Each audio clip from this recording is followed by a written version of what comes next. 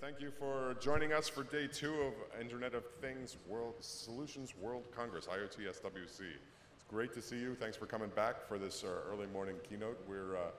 I know everybody was out late last night. The restaurants in Barcelona are pretty good. Restaurants in Barcelona are pretty good? Yeah? Are you all awake? Well, okay, I'm impressed you're here. Today our opening keynote is a world expert on information technology, economics, and strategy.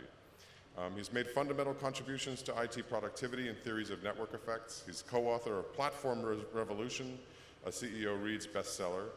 He's also co-authored work on two-sided networks that has become a Harvard Business Review classic and taught in business schools worldwide. He holds privacy protection and spam prevention patents and is an Everett Lord Distinguished Professor at Boston University Questrom School of Business.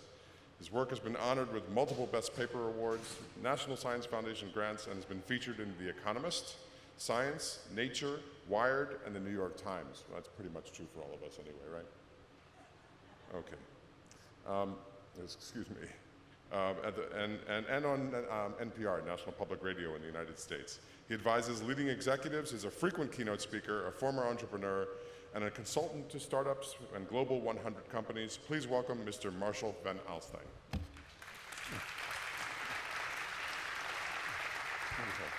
Thank you. Well, good morning and welcome to Barcelona. I appreciate that those of you who enjoyed Spanish Sangria last night are still up in time for Spanish sunrise this morning to have folks here. So I want to cover 3 things this morning. I want to actually first start with a little bit of detail on architecture, what it is about architecture and modularity that we want to think about as we build out ecosystems. I then want to pop up a level and show what's changing in the economy, why it is that things are changing in the economy, and then I want to connect the two in strategy, to actually show how it is that architecture and economics together are going to give us new changes in strategy. Now, I love this particular chart because over the course of the next couple of days in here, you'll have seen lots of different content on Internet of Things for consumer. So here we have home security and smart watches, health, fitness, other home appliances.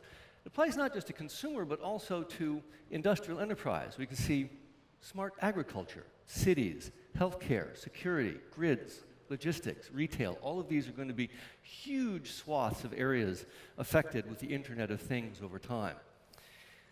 I want to take a moment and just look at some of the technology and modularity and see how these things are architected and then how we might use strategy. So if we start with 3 folks on 3 different devices, each with an independent stack of the whole technology. Each one has to communicate with the others. Each has a different complement of functions. But then as you try to link them together, you get these network effects that don't necessarily scale as you then connect individual devices, so watches, appliances, air conditioners, and others.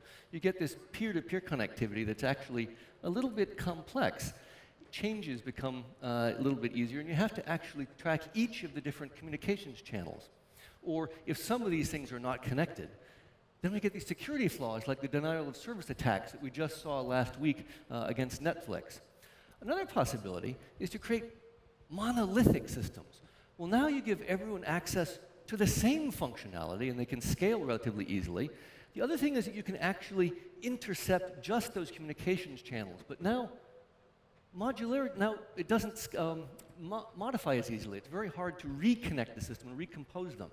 Alternatively, what if you build a layered sort of platform-like architecture? So you take some of the common functions here, embed them in a single platform, then you can also notice there's a single interception point, and then if different modular components can be added and taken away at different points in time.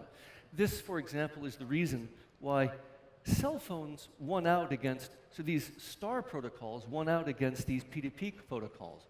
If you phone someone else in the room, your phone doesn't connect directly to their phone, it goes to the adjacent tower and then back again. In effect, it goes to the cloud and gives us a neat intersection point. This is one of the reasons why technology and architecture are going to be determining strategy, as we'll come back in just a moment. The next thing I want you to think about is as companies put these new products together, often they're competing on a feature basis. If we go back to one of these things, you can see all the different features that are being added to these different devices over time. But what I want to convince you is it's not just a feature competition. What we really want to be working on is creating network effects. That is, network effects in a value sense, not just a connectivity sense. So add network effects and not just features.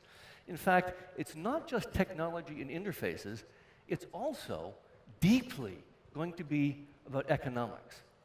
Let me give you a very simple illustration. Sanjay Sarma, who's one of the folks in charge who helped develop some of the RFID protocols, has this wonderful observation. What happens when things start to buy things? You know, I can start to buy coffee with my watch, or in fact, if your washer can start to dry softener and soap, or your printer can start to buy paper and ink.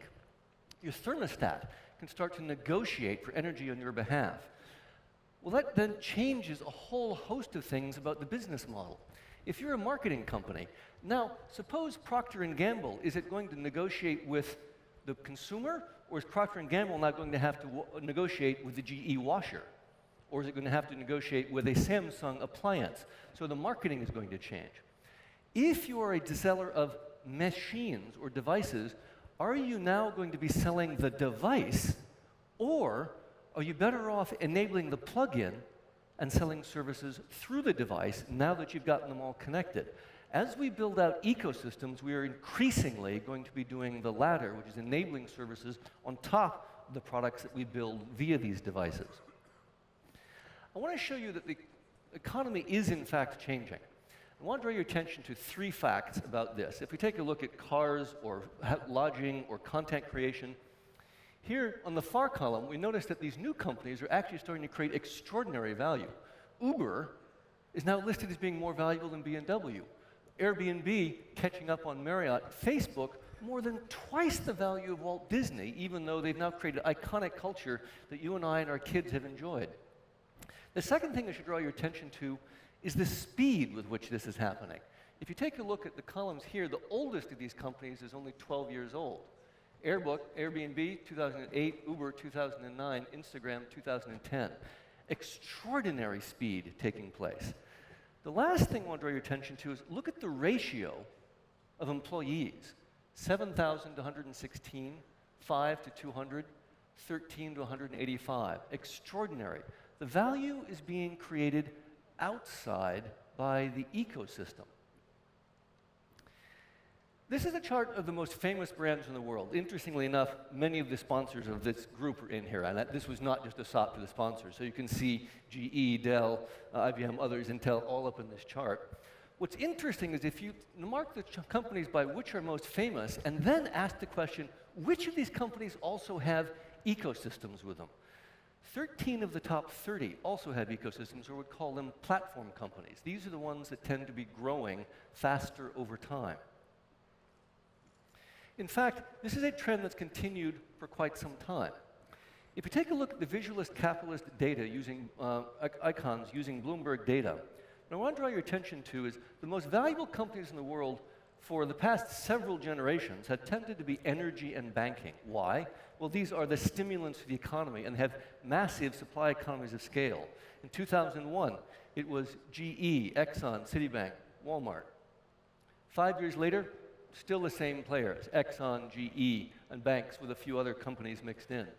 5 years later, still gas and energy and finance up there as the major companies. Today, platform companies. Extraordinary change. What's happening? Can we explain what's happening in the economy and then take advantage of this as we move forward into the internet economy? Apple, what was the most valuable company in the world, has made several missteps in the past. This is a plot of the growth of Microsoft versus that of Apple. Originally, and this is one of the charts I want to use to make the claim, platforms beat products every time. So when you're designing products, really you should be thinking about how you're going to connect to an ecosystem or connect to a platform. In the 1980s, Apple had the better product. Microsoft, without question, had the better platform. It opened its ecosystem, grew at a vastly faster rate, got this exponential feedback, and had 6 times the number of developers and applications as Apple in the 1980s and 90s. It's not just the traditional technology companies. We're also now seeing it in a large number of other areas. So, for example, GE, BMW, Nike are companies that are now adding these platform business models. We need 2 things. We need the sensors that add the information, and we need the community ecosystem built on top of this information. The GE Predict system is a wonderful example of that happening. BMW is now working on the connected car. Nike is now going to be working on the connected shoe, or I would like to call it the platform shoe, but it's really one other element of platforms. How are they doing it? What we just mentioned a moment ago is information and sensors. They connect the shoe, track your behavior, allow you to compare it to others, connect it to apps, and they create this wealth of information value layered on top of a physical product. This is what the Internet of Things is going to bring to us, is create these larger ecosystems. Here we see the apps. You can benchmark yourself against your friends, others, improve your sports performance as you gather data and actually connect the connected self. How is the column on the left related to the column on the right? How is the column on the left related to the column on the right? You can partly think of them as production and supply, but we need to think of 2 things. One of these is one side attracts more of the others. So as more people work on Android development, more Android users are attracted to the ecosystem. As more Uber drivers come to that platform, more Uber riders also come to that platform, creating a magnetic feedback that causes this spiral growth. The second thing is that they're outside the organization. The value is being created in the ecosystem, not just by the organization itself. This is true characteristic of all of these high-growth companies we see today, with the value being created by the ecosystem, whether it's Uber, Airbnb, Etsy, Kickstarter, Skype. All of these others get the same characteristic pattern of one side attracting each other, where the network effects cause things to take off, users creating value for users.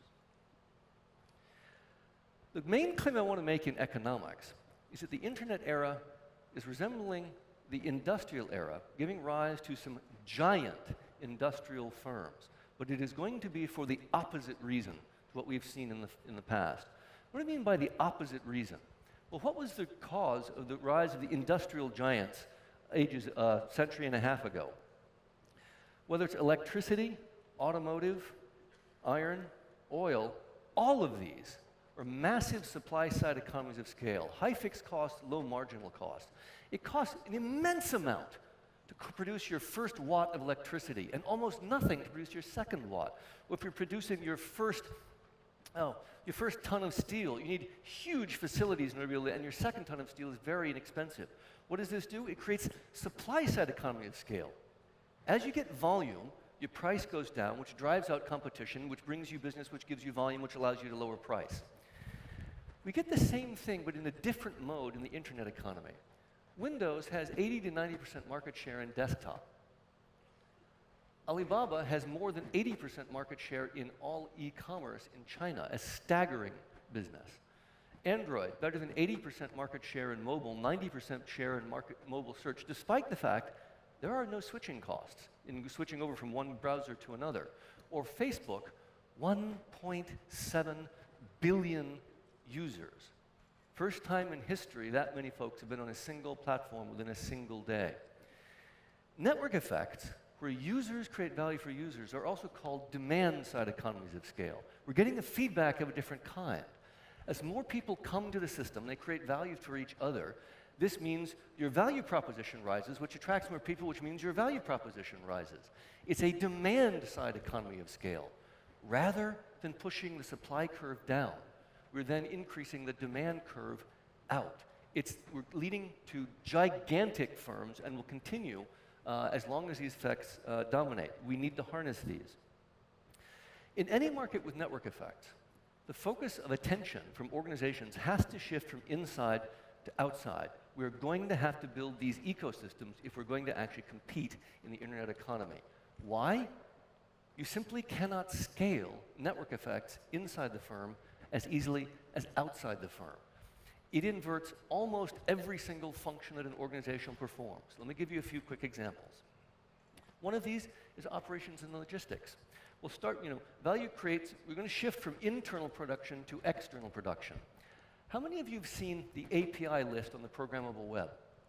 Well, this is a listing of each of the APIs on the programmable web, okay? And you can see social media, job search, e-commerce, payments, messaging. I'll ask you, where does Amazon participate in the API economy versus where does Walmart participate in the API economy? Well, Amazon participates in those while Walmart has that one or two up to the top. If you then trace their growth over time, 10 years ago, you would have gotten a 12% return on Walmart. You would have gotten a 1,500% return on Amazon. Amazon is allowing third parties to build on top of its ecosystem in ways that add extraordinary value.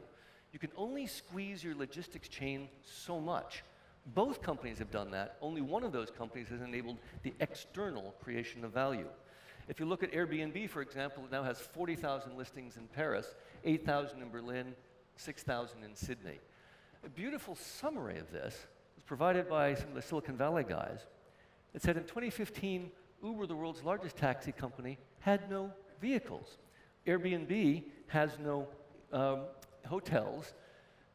Facebook doesn't create its own content. You and I create that, and Alibaba owns no inventory. You and I provide that. It's extraordinary. The value is being created outside the ecosystem.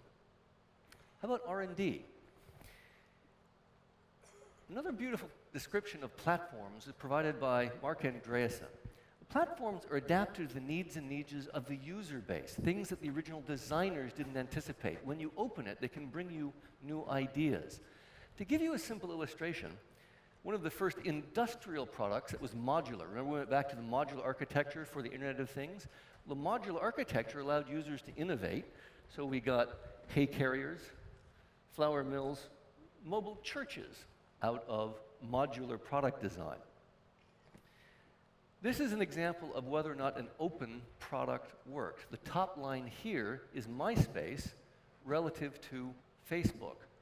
These are winner-take-all economies. Why didn't MySpace win?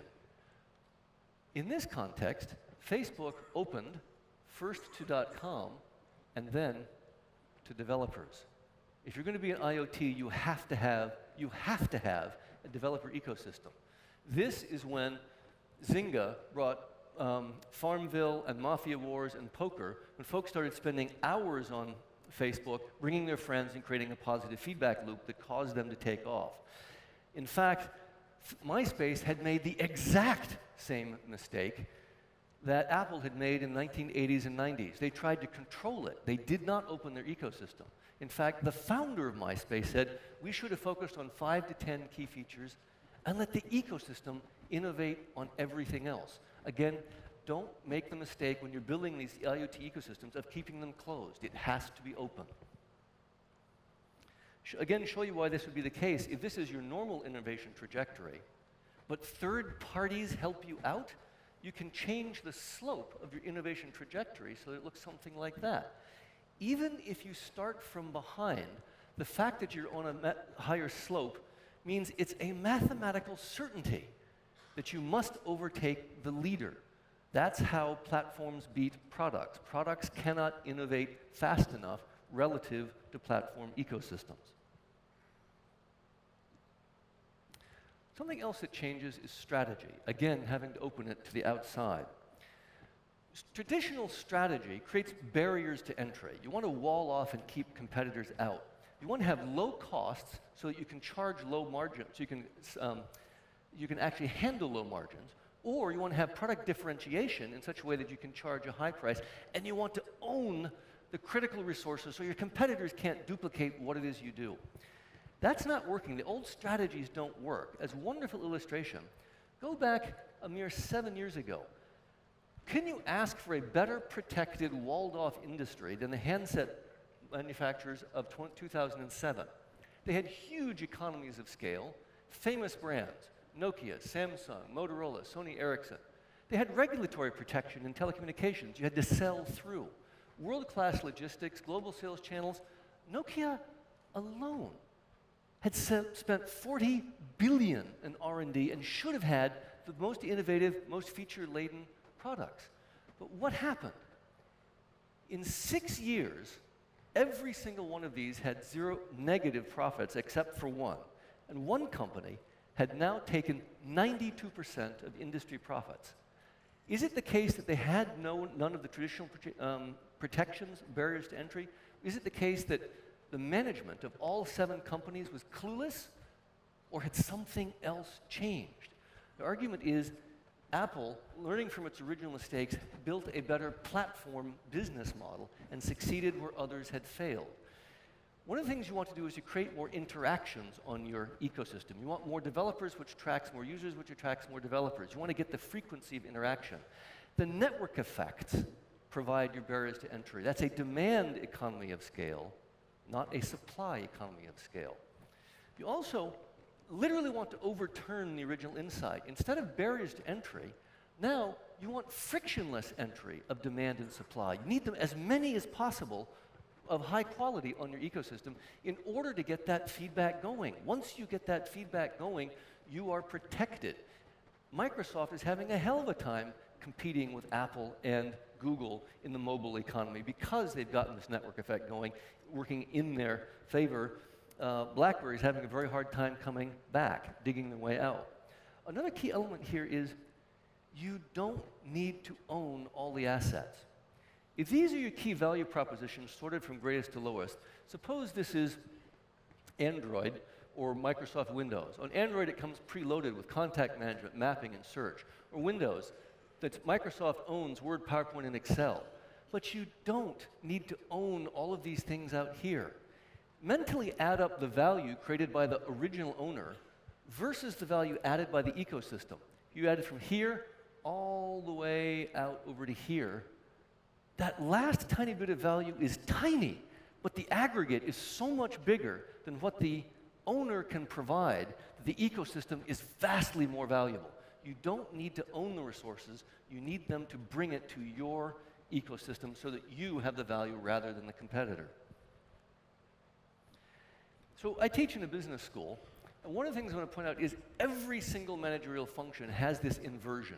We're shifting from value creation inside the company to outside the company. We can't cover all of that in 30 minutes this morning, but just as other illustration, you can also see in marketing, even the language has changed from push to pull and outbound to inbound. In information technology, we're shifting from back office ERP systems to front office CRM systems, and then even to out of office social and big data. Right? Human resources, you're now managing freelance labor and labor in the cloud. Finance, it's not just the assets you own, you have to start valuing the stakeholder communities. If you go back, originally, the analysts had a very hard time understanding why it is that Facebook bought Instagram for $1 billion. They had no assets, no patents, only 13 employees. But if you think about it, they had 30 million users, that's only $33 per user. That was a bargain. You have to value the assets outside the organization. Every single function changes. Let's apply this back then to the original point on architecture. And I want to show why it is that a platform strategy is so much better than a product feature strategy. And I will take a canonical IoT product. What is more representative of a traditional product than industrial product than the light bulb? You know, originally demonstrated by Joseph Swan, Edison filed a patent in 1878. It's the same bulb 138 years later. Energy efficiency, 5%. Retail price, 40 cents. Nobody makes a profit in traditional light bulbs. You just can't do it. There's no margin in it. So what do? A traditional feature strategy, a traditional blue ocean strategy. Well, let's go to the compact fluorescent. We've doubled the energy efficiency and gone to 11%. Or we can go to the LED light bulbs. We can connect it now to your mobile phone, and you can program in sunsets, romantic evenings for date night. Now you can move the price to $4. That sounds pretty good. That's a factor of 10. Or even $40 for the luminous LED. That's a factor of 100. That sounds pretty good. That's still a product strategy. Compare it to a platform.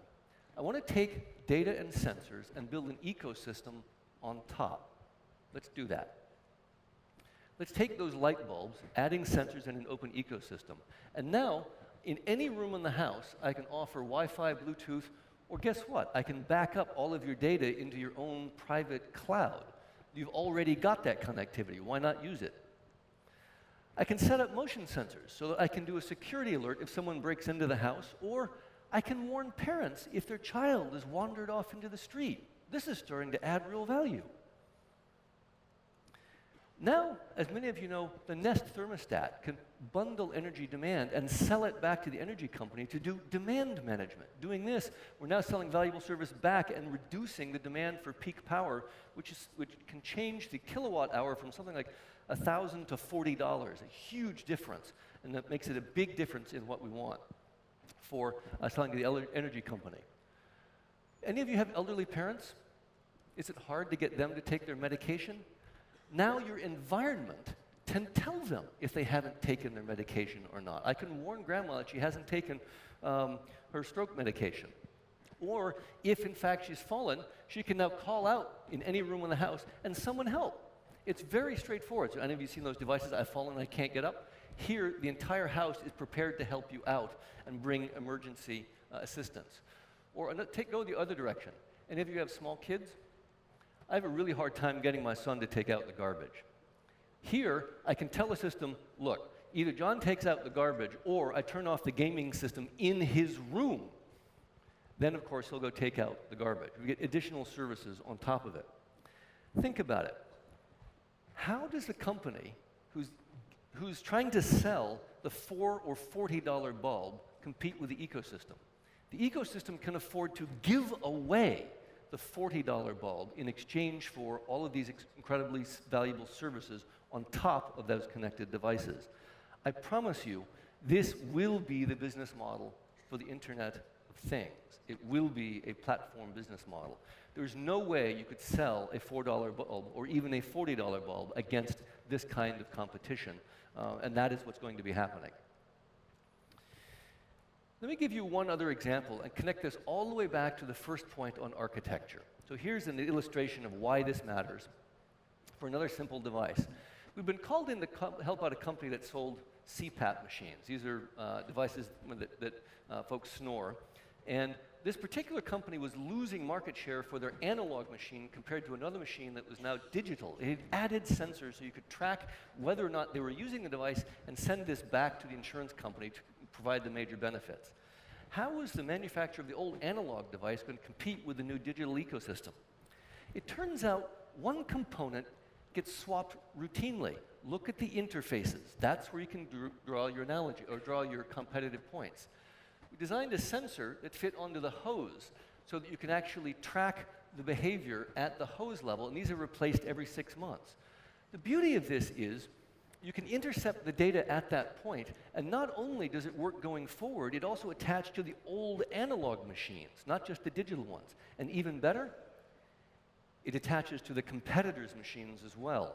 You've just used that architectural control point in order to capture not only your new data, your installed base and your competitors' installed base as well.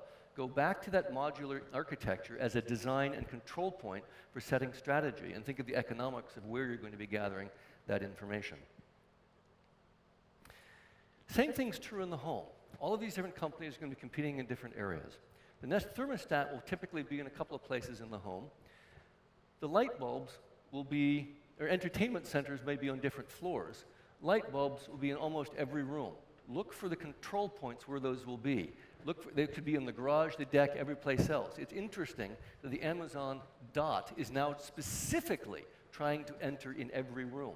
Look at these architectural control points as the point for which you're going to then build these new ecosystems of services. Do expect to see this in a large number of different areas. These platform business models absolutely will be the business model for the Internet of Things. We should expect to see it in cities as you start to create grids and you start to build layered architectures. This one is for Singapore, and it's captured the data on weather, on transportation, on shipping, and ecosystems being built on top of that. Expect to see it in energy and smart grids. Expect to see it in education, in MOOCs, You know, some of the expensive professors. We too are on the chopping block. It's going to be a very interesting time going forward. Healthcare, another area where we're going to see massive changes in the business model, not just the devices. I want to emphasize it's not just about the technology and the interfaces. It's also the economics. Things will start to buy things. What does that mean in terms of who owns the value and who controls it? The business models behind these are fundamentally inverting. Of course, it's the case that supply-side economies of scale will continue and always will continue. We will see them in energy and banking and transportation, just as we always have. But think also of the demand-side economies of scale on the other side of the profit equation. Too little thought is given by too many players to how these ecosystems are happening, and inverting the firm is creating whole new kinds of monopolies.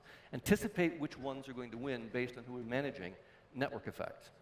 To create network effects, add sensors, capture the information, and spread that from user to user to user.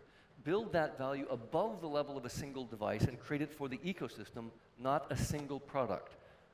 Control the interface. IoT will have one to reach the cloud. That's where you know you should intervene and you should try to control that data.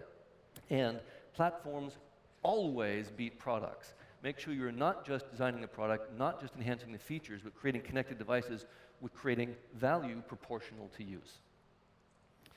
So if any of you are interested in that, we do have a book that summarizes some of the new changes in the business models. I believe that Accenture even has copies at their stand today. So with that, I'm very happy to take any remaining questions, and thank you for having joined me this morning. Thank you.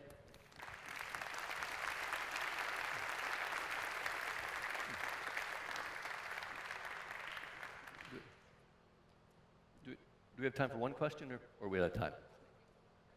Okay. I'll stick around for a few minutes if anyone wants to ask for some questions afterward. Thank you.